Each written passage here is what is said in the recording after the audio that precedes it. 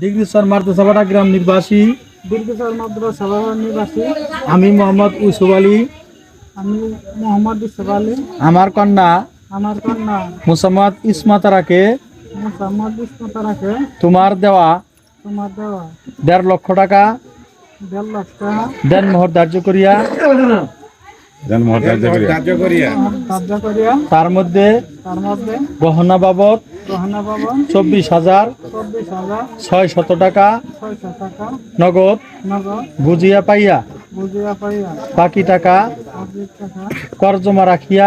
জমা করিয়া সাক্ষীগণের মোকাবেলায় সাক্ষীগণের মোকাবেলায় এই হাজিরান এই হাজিরা মজলিসে মসজিদে ইসলামের ইসলামের শরীয়ত মোতাবেক শরীরের মুক্তাহে তোমার কাছে তোমার কাছে বিবাহ দিলাম। বিবাহ দিলাম। তুমি